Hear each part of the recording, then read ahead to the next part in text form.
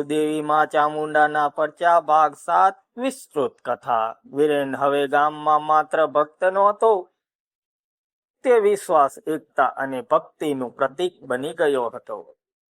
પણ જ્યાં પ્રકાશ વધે ત્યાં તેને પૂજાવા માટે નવી શક્તિઓ પણ જાગે છે।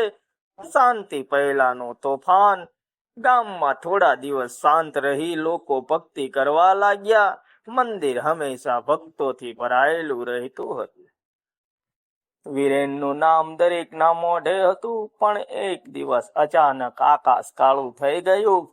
જોરદાર પવન ફૂંકાવા લાગ્યો અને મંદિરનો મુખ્ય દીવો અચાનક બુઝાઈ ગયો। વીરેન ચોંકી ગયો। આ તો કોઈ સામાન્ય નથી, અદ્રશ્ય શક્તિનો પ્રહાર। તે જ રાતે ગામમાં અજીબ ઘટનાઓ શરૂ થઈ।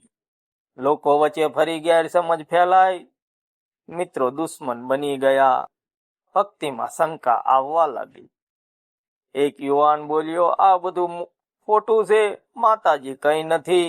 આ સાંભળીને વીરેનને અંદરથી દુઃખ થયું। તે સમજ્યો, આ કોઈ બહારની શક્તિ નથી, આ તો વિશ્વાસ તોડવાની રમત છે। વીરેનની સૌથી મોટી કસોટી। વીરેન એકલો મંદિરમાં બેઠો, તેના મનમાં શંકા આવવા લાગી। શું હું સાચો છું? શું આ બધું મારી ભૂલ છે? આ પહેલી વાર હતું જ્યારે વીરેનનો વિશ્વાસ ડગમગ્યો। માતાજીનો શાંત સંદેશ। તે આંખો બંધ કરીને રડવા લાગ્યો, માં, હું થાકી ગયો છું। અચાનક મંદિરમાંથી એક નરમ અવાજ આવ્યો, ફક્ત તું બહારની લડાઈ જીત્યો છે, હવે અંદરની લડાઈ જીત।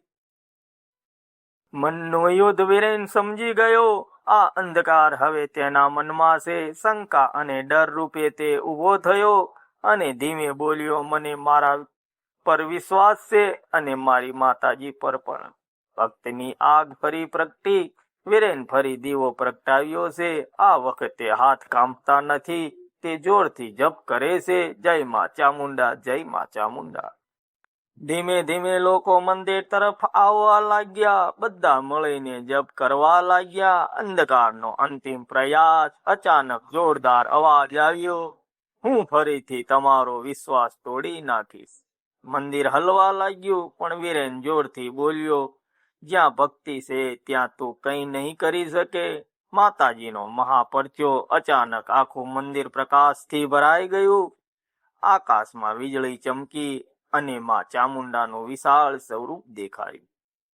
તેમનો અવાજ ગુંજ્યો, વિશ્વાસને કોઈ તોડી શકતું નથી। માતાજીએ ત્રિશૂલ ઊંચું કર્યું અને એ અદ્રશ્ય શક્તિ હંમેશા માટે નષ્ટ થઈ ગઈ।